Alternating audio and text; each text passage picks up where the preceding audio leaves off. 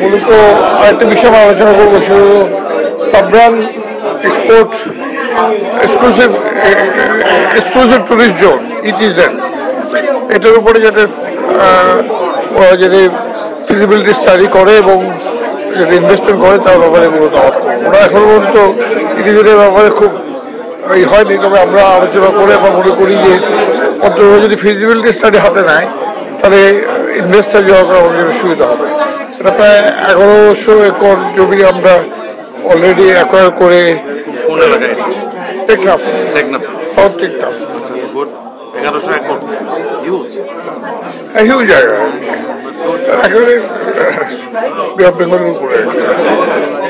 যেহেতু ওরা মাতার বাড়ি প্রজেক্টে ফাইন্যান্স করছে,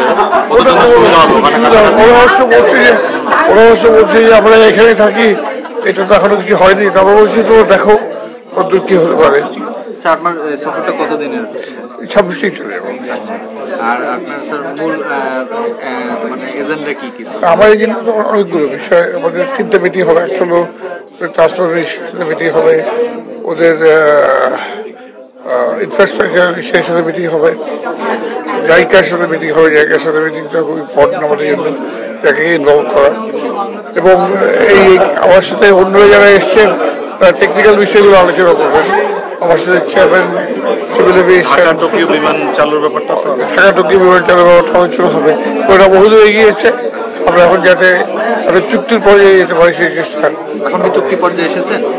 এটা নির্ভর করে এখানকার আলোচনা করবে।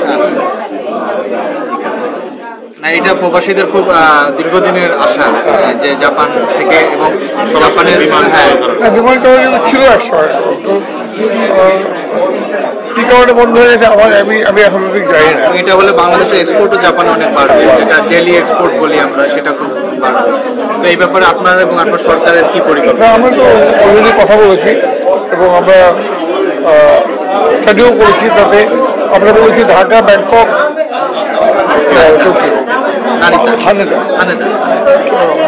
হানেদা পরে দেবে না, দিতে পারবে না, এক্সপেন্সিভ আর নাইদা পরে জায়গা নেই, এখানে তাদের জায়গা আছে, তারা দিতে যাচ্ছিল না। কিন্তু এবার লাস্ট যে চিঠি তার দেখা যাচ্ছে রয়ে গিয়েছে।